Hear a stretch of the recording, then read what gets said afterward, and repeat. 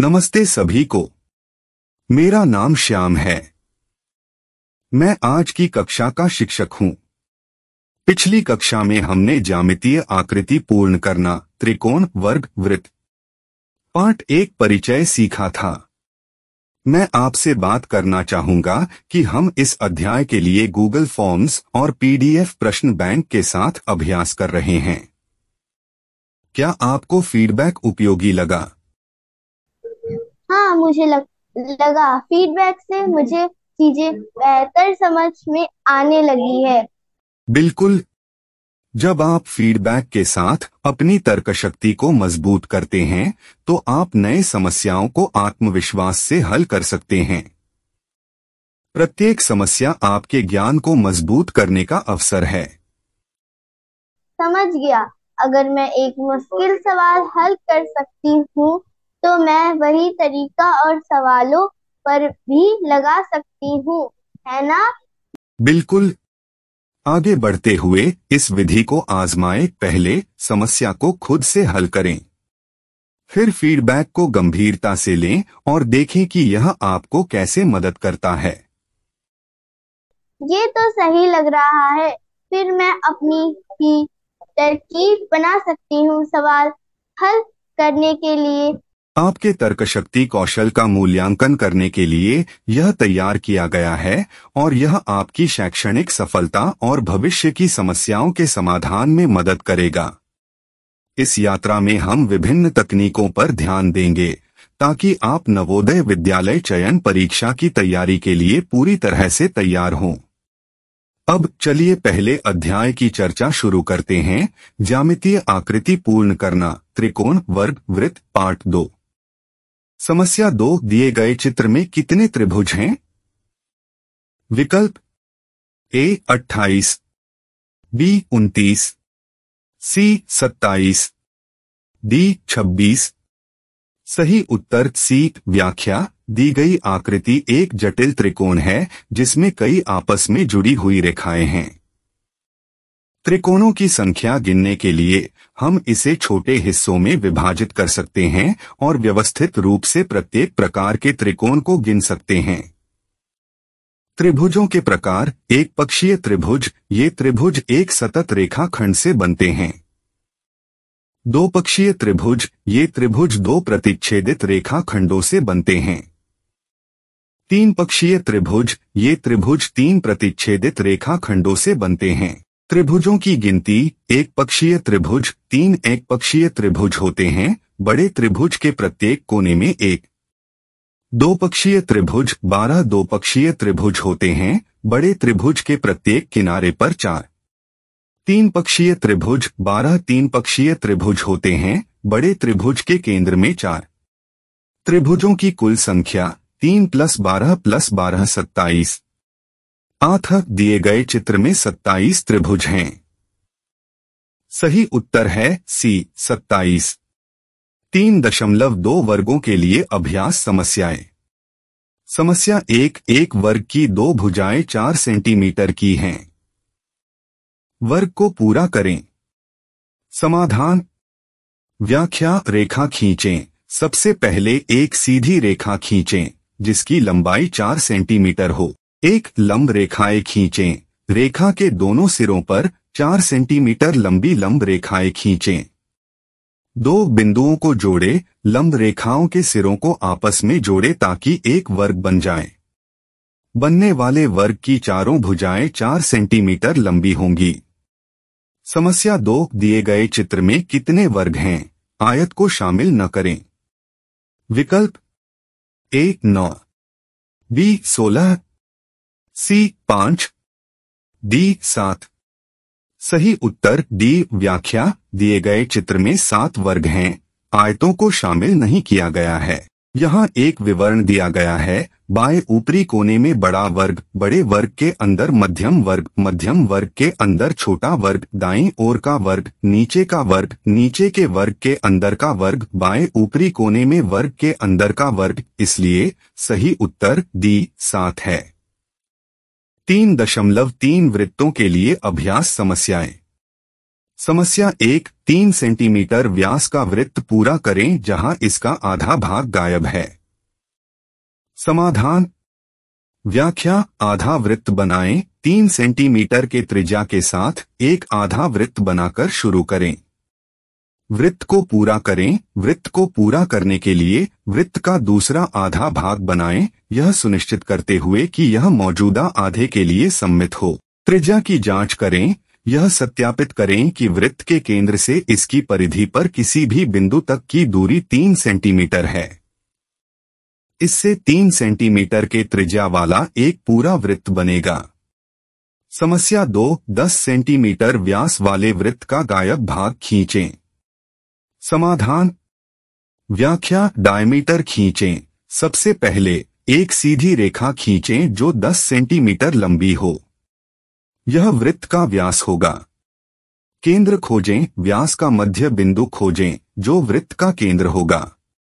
वृत्त खींचें एक कंपास का उपयोग करके जो 5 सेंटीमीटर व्यास का आधा की त्रिज्या पर सेट है। केंद्र बिंदु के चारों ओर एक वृत्त खींचें। इससे 10 सेंटीमीटर का व्यास वाला एक पूरा वृत्त बनेगा।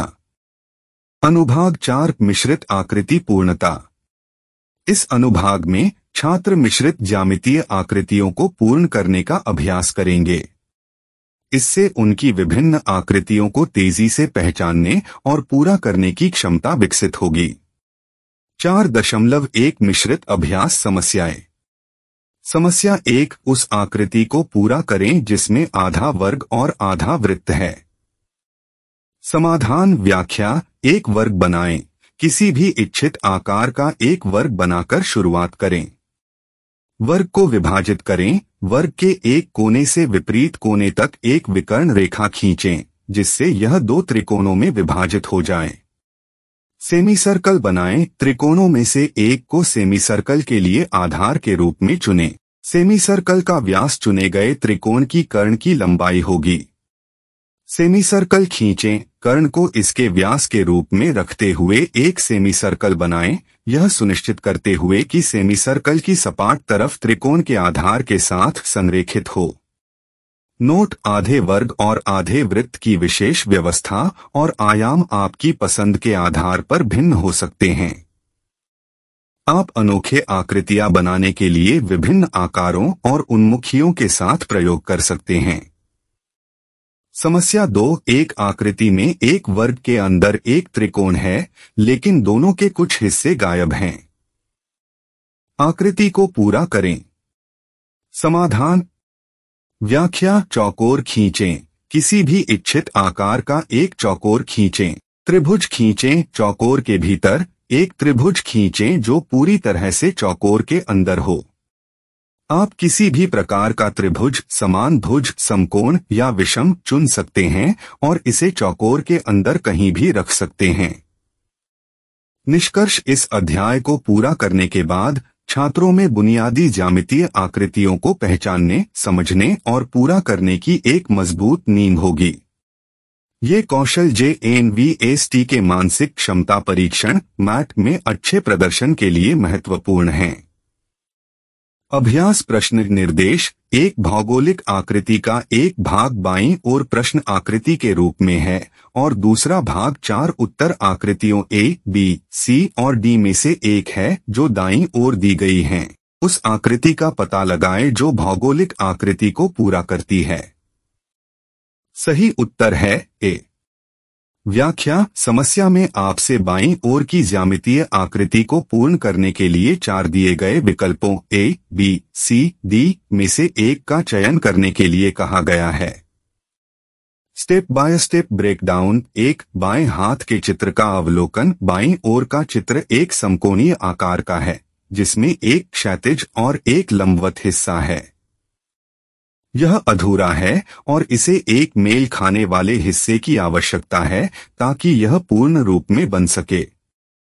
2 टुकड़ों का मिलान। सही टुकड़ा उस अधूरे हिस्से में ठीक से फिट होना चाहिए ताकि यह चित्र को पूरा कर सके। हम उस टुकड़े को ढूंढते हैं जो स्वाभाविक रूप से जुड़कर किनारों को पूरा कर दे। 3 प्रत्येक विकल्प का मूल्यांकन। विकल्प ए इसका त्रिकोणीय आकार बाईं ओर के चित्र के शीर्ष बाएं कोने में पूरी तरह फिट हो जाता है। रेखाएं और कोण अधूरे चित्र से अच्छी तरह मेल खाते हैं, जिससे समग्र आकृति संतुलित और पूर्ण हो जाती है।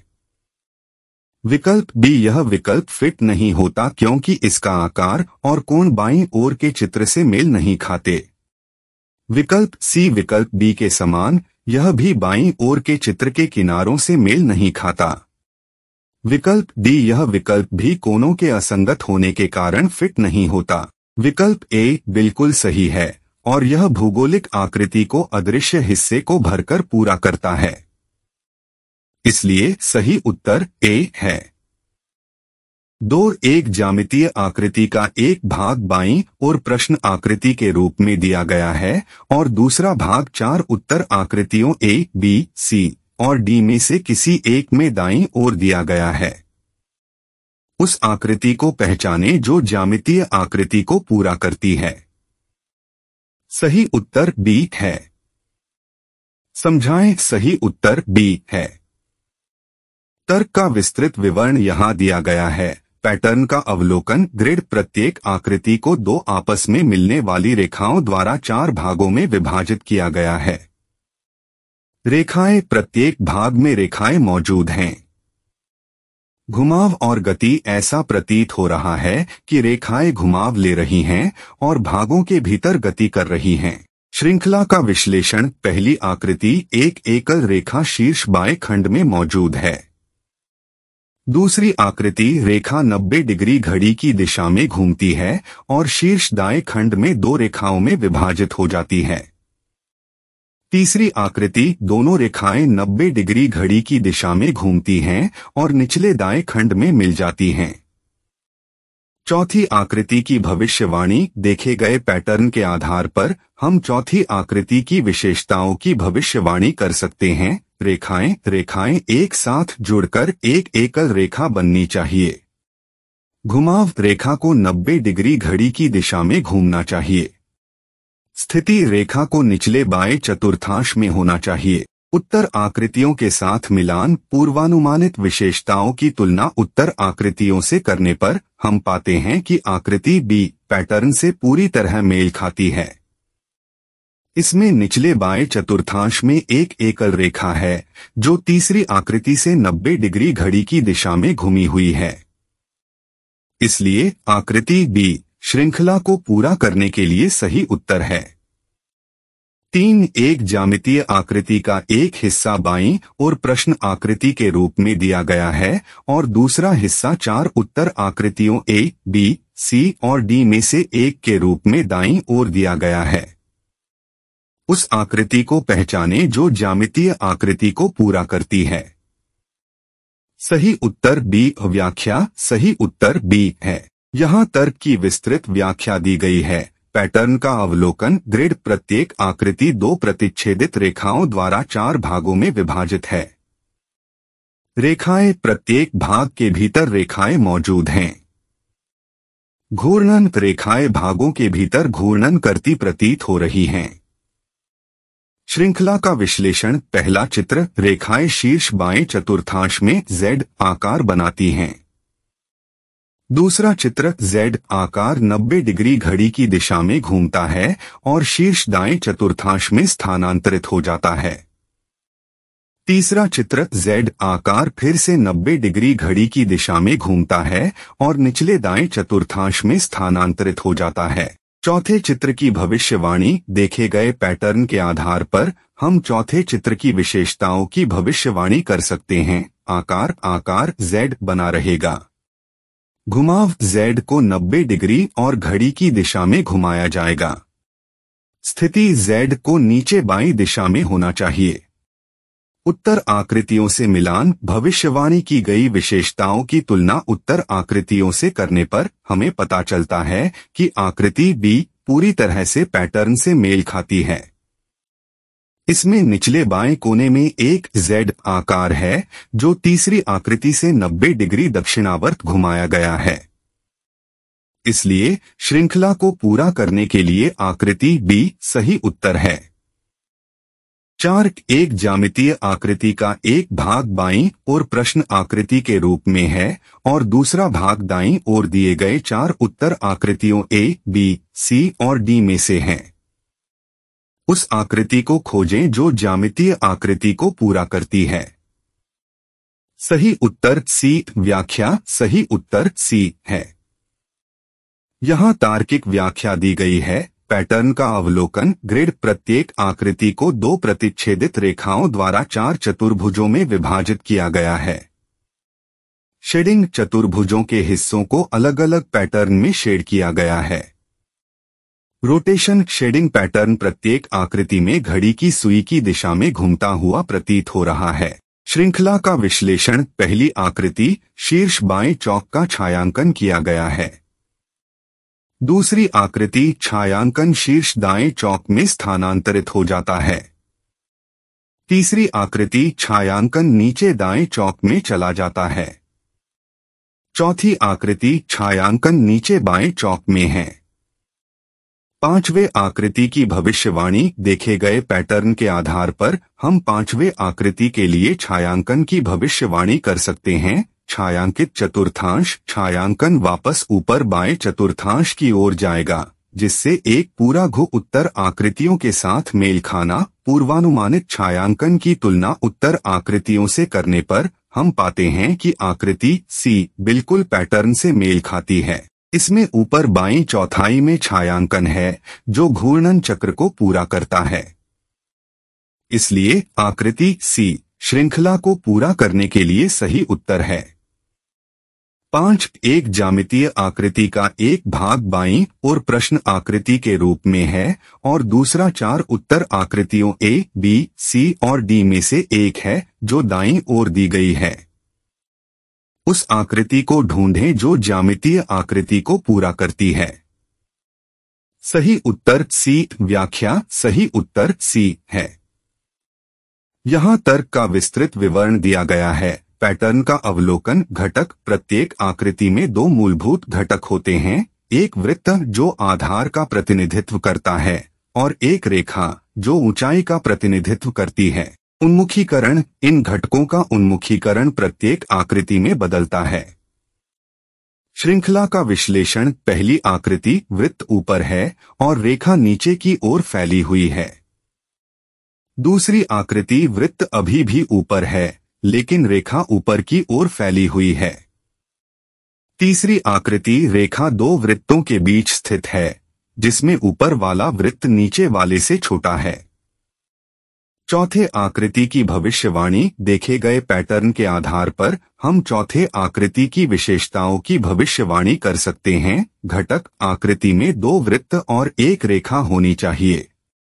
उन्मुखीकरण। ऊपरी वृत्त निचले वृत्त से छोटा होना चाहिए और रेखा उनके बीच विस्तारित होनी चाहिए। उत्तर आकृतियों के साथ मिलान। पूर्वानुमानित विशेषताओं की तुलना उत्तर आकृतियों से करने पर हमें पता चलता है कि आकृति सी पैटर्न के साथ पूरी तरह मेल खाती है। इसमें 2 वृत्त हैं, एक छोटा ऊपर और एक बड़ा नीचे, और उनके बीच एक रेखा फैली हुई है। इसलिए आकृति सी श्रृंखला को पूरा करने के लिए सही उत्तर है। अब आपकी प्रैक्टिस का समय है। हमने आपके व्हाट्सएप पर पीडीएफ प्रश्न बैंक और उत्तर पत्रक के लिए गूगल फॉर्म लिंक साझा किया है। सिस्टम आपके उत्तरों को आंसर की से स्वतः मिलाता है और विस्तृत स्पष्टीकरण के साथ फीडबैक देता है। ये तो बहुत अच्छा है। मुझे इंतजार करना बिल्कुल पसंद नहीं है। और यह मैनुअल गणना की त्रुटियों को भी समाप्त करता है जो समय लेने वाला होता है। गूगल फॉर्म्स तुरंत यह सब कर देता है। तो हमें अपने जवाबों को चेक करने में ढेर सारा टाइम नहीं लगाना पड़ेगा। बिल्कुल। इससे समय के साथ आपकी प्रगति को ट्रैक करना भी बहुत आसान हो जाता है। गूगल फॉर्म्स एक त्रुटिमुक्त और तेज तरीका है प्रैक्टिस टेस्ट्स के लिए। मुझे ये अच्छा लग रहा है कि हमें फौरन फीडबैक मिलता है। बिल्कुल। यदि आप अभ्यास करते समय कोई सवाल है या कोई स्पष्टीकरण चाहिए तो व्हाट्सएप पर मुझसे संपर्क करें या मुझे कॉल करें। मैं मदद के लिए हमेशा उपलब्ध हूँ। Thank you. अगर मुझे कुछ चाहिए तो मैं आपको जरूर बताऊंगी। मैं शुरू करने के लिए बहुत एक्साइटेड हूँ। चाहे आप व्हाट्सएप या यूट्यूब उपयोग करता हो, हमारे मोबाइल फ्रेंडली ऑनलाइन कोर्स आपको डेस्कटॉप या लैपटॉप की आवश्यकता नहीं है, सिर्फ आपका स्मार्टफोन ही काफी है। आप अपने फोन से ही कहीं भी, कभी भी सभी पाठ्य सामग्री, वीडियो और असाइनमेंट आसानी से एक्सेस कर सकते हैं। यह सुविधा सुनिश्चित करती है कि तकनीक कभी आपकी शिक्षा में बाधा न बने। हर किसी के लिए ये एक कमला का मौका है। अगली कक्षा में हम मिरर इमेजिंग में और गहराई से उतरेंगे, जहां हम आपके दृश्य तर्क कौशल को बढ़ाने की तकनीकों का अन्वेषण करेंगे। सुनिश्चित करें कि आप तैयार हों, क्योंकि हम आज के काम को आगे बढ़ाएंगे। आप सभी के समय और भागीदारी के लिए धन्यवाद। मैं वास्तव में आपकी मेहनत और समर्पण की सराहना करता हूं। आप उत्कृष्ट प्रगति कर रहे हैं। एक शानदार दिन बिताएं और मैं अगली कक्षा में आपसे मिलने की उम्मीद करता हूं।